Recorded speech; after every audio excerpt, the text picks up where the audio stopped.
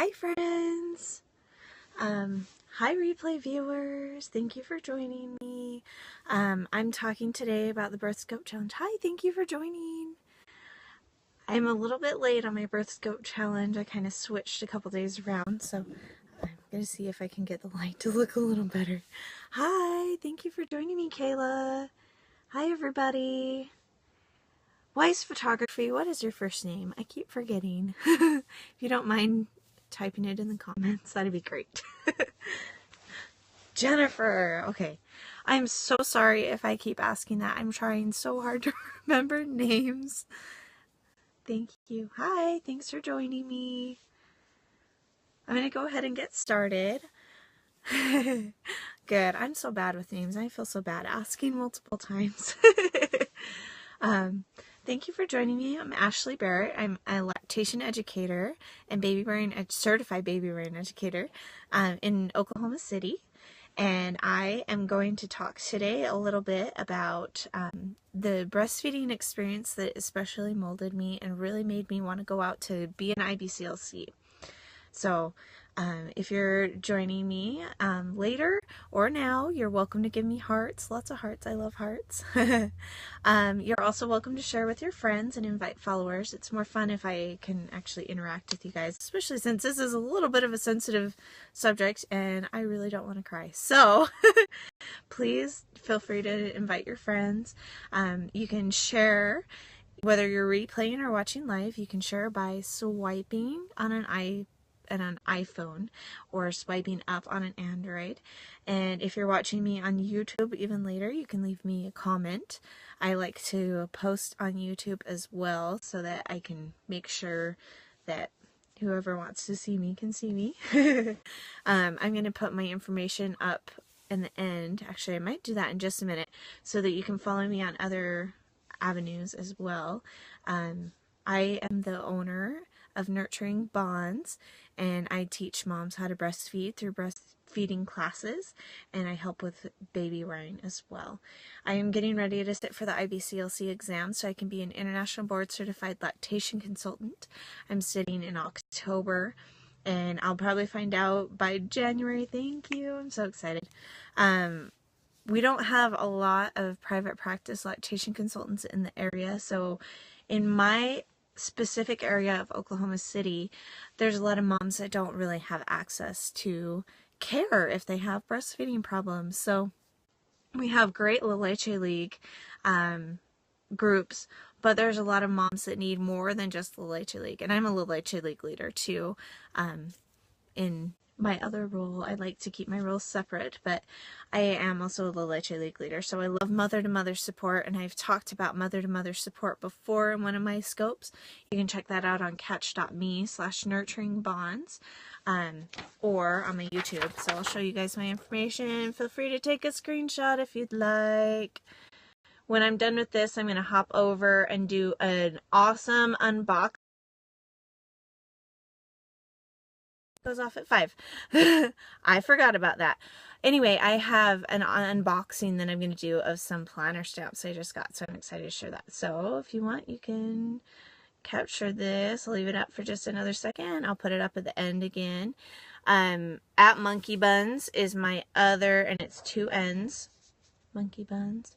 That's my other scope, and I do my personal stuff on there. So anyway, I'm not doing behind the scenes because I did that Saturday, so if you want to see that, go on my catch.me/nurturingbonds. But I'm going to talk to you today about my experience with my daughter, who's my 3rd child. Actually, technically my 6th. We've had 3 miscarriages, so a lot of that has shaped me and made me want to help support other mothers, because when I lost my first baby, no one would talk about it. Thank you for the hearts. This is kind of hard to talk about because no one was supportive. I didn't get any support from anyone. Nobody wanted to talk to me. I tried talking to another mother that I knew had miscarried. She wouldn't talk to me. I have heard about Stillbirth Day, but only recently. I am a peer doula through the Amethyst Network. You should look them up. They're really awesome. They have a lot of great resources for mothers. So I hate to say that I am a peer doula, but it obviously means that I've been through my own miscarriages. But I'm able to give good resources to mothers and, occasionally be able to go help out a mother. I actually have not been called to go help out a mother in the hospital before, but I have helped. That's so great. I'm so glad that you're in the doula training.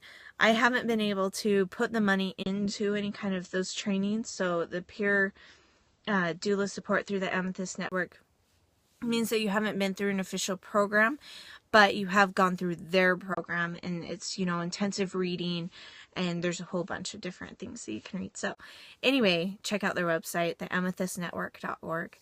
But anyway, because of that experience, I've been a lot more open to wanting to help other mothers that were struggling. And we went through a really hard experience with my first son who couldn't latch on at all. I've talked about him a little bit in the past, so you can check out my past scopes on catch.me. Hi, thank you for joining me. He wasn't able to latch on at all, so that was really, really difficult, and we were able to get through that eventually. That's not the one I'm going to talk about today, though. That one made me want to be a Little HA League leader, but what really made me want to be an IBCLC, we've had difficult times with all three of my kids, so all of that's molded me, but especially my daughter. My daughter was able to latch from birth, and it went pretty good in the beginning. I started making mega oversupply. We're talking 20 extra ounces a day. It's insane. That was a lot of extra milk, way more than any mother should ever be making extra for her baby. And I was drowning my daughter in milk. So I had to, what worked for me, and it works, every mom that has oversupply has a different thing that works for them. But what worked for me was to pump as much as I could until I couldn't pump anymore in the morning, and then I wouldn't have to pump again. With my daughter, though, I had to pump twice like that. I had to pump in the morning, I had to pump at night. In the morning, I was getting 20 extra ounces. In the evening, I was getting somewhere between 5 and 8. So it was an insane extra amount of milk, pretty much as she actually needed in a day. I was producing extra. And the reason why I did that is because she had a really, really bad lip tie, a class 4 lip tie, which means it goes through all the way into the hard palate. Soft, hard palate. I'm going to get mixed up now because I'm on the spot. Anyway, so it went all the way from her lip down, and she also had a little bit more than a posterior tongue tie, as Dr. Gahary in Portland said. His website is great if you ever want to check it out. Dr. G.H. Now I have to write it down to see it. Hold on. I always have to write things down if I need to spell them out loud, and I didn't think to write his name down. But Dr. DrGhaheri.com. That will take you to his website. He has an awesome blog. Anything tongue and lip tie, it's on there. He has a great blog. So I recommend that over and over and over and over and over and over again to all the moms that I help with breastfeeding that may or may not have a tongue tie. Anybody that's even thinking that that could be a possibility, he has great resources on there. So check out his website. If you want me to send you an actual link, send me an email to ashley@nurturingbonds.com. Little easier to remember.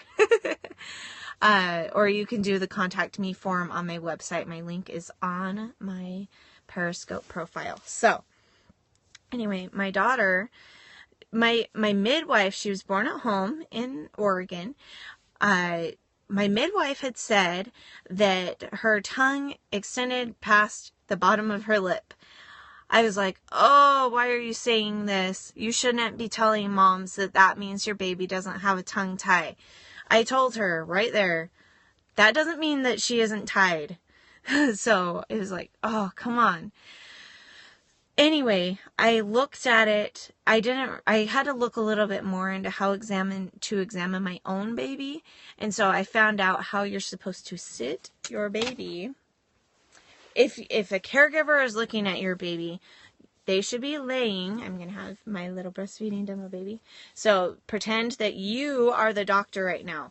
You would have the baby on your lap with forehead towards you, and you'd be coming down and just laying flat.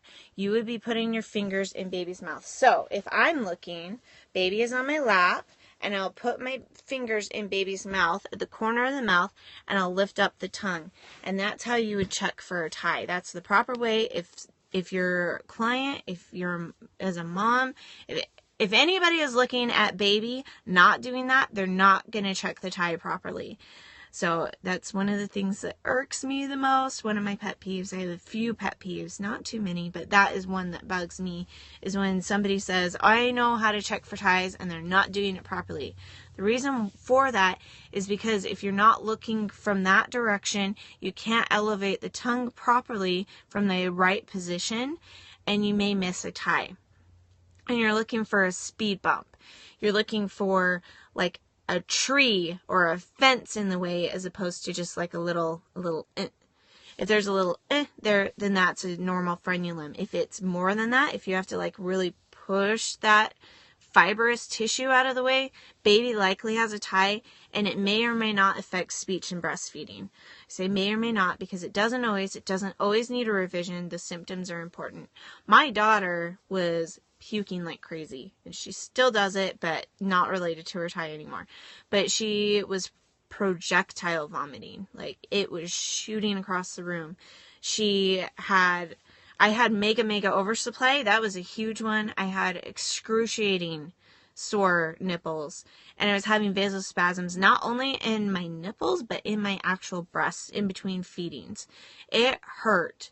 And it felt like I was being stabbed by a knife in my breast, deep in there. And it was between feedings. It'd just be at random times. Those are all signs that something is not right. And by the pain in my nipples, I'm talking, my toes were curling. I was screaming. I couldn't stop screaming. I said over and over, I would much rather push out a posterior baby any day than go through this pain that I'm having with breastfeeding. She was born sunny side up. She's a spunky girl. I would rather go through that experience every single day than go through the feedings that I was going through with her. It was so painful. I did some researching though, and I looked into how to actually look at ties, because my boys' ties had been picked up by other people. So I hadn't actually physically looked for a tie before. So this time I decided I was going to look for a tie. I looked and I tried to figure out what was going on. I flipped her lip up and I saw something. It looked horrifying. She had this thick, and I'm talking like this thick band in between like the centers of my fingers. That thick of a band of tissue, and it was pulling her lip down. She couldn't phalange her lip up because you're supposed to make a duck face when you're nursing. To some extent, your lip can be kind of neutral, but it should at least start to curl up, kind of the duck face. The bottom one can be neutral as well. This one really is important though for the vacuum, the vacuum that your baby needs to produce when they're breastfeeding. And if it's not doing what it's supposed to be doing, if it's not lifting enough and being flexible enough, your baby is going to click. That means the suction is being broken over and over again. That's painful usually, but not always. Moms can end up actually having ties that affect their milk, their supply, and everything, and it not hurt. It happens sometimes. Sometimes breasts become kind of numb to that because it just happens so much. So anyway, she was having a lot of symptoms. I was having a lot of symptoms. I couldn't handle it much longer. It was so difficult. By the time she was 5 weeks, we got into Dr. Gahari and he did her revision.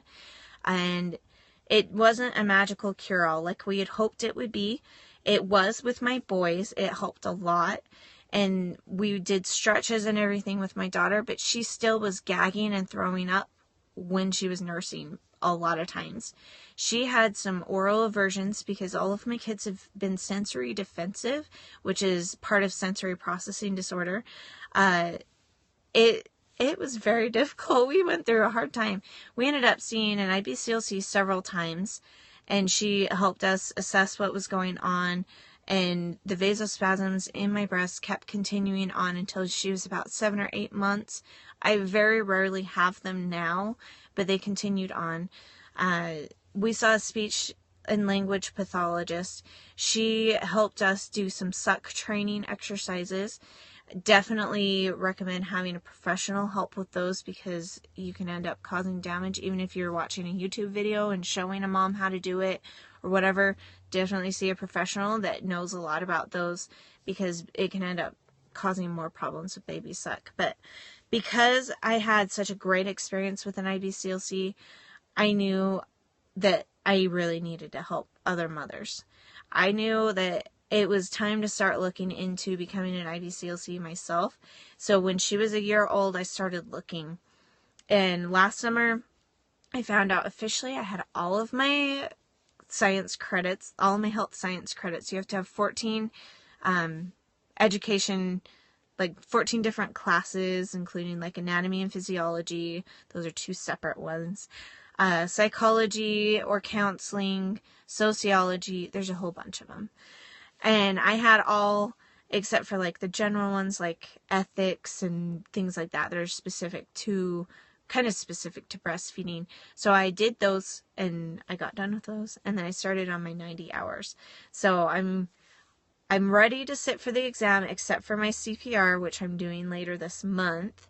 I wanted to make sure that it was current by the time that I was starting to practice as an IBCLC. So I've left that one to the very last. But anyway, because of the experience that I had with her and having such a great IBCLC work with us, I knew I needed to help other moms. So anyway, I think that's about it. Does anybody have any questions?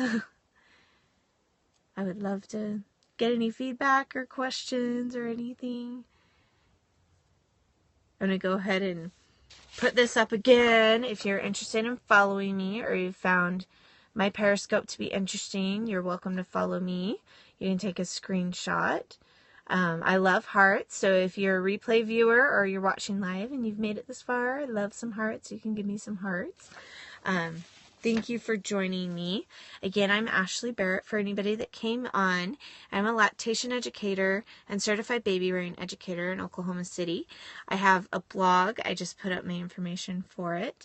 And I would love for you to follow me. I hope to talk to you soon. Bye. Oh my goodness, I can't stop it. Bye.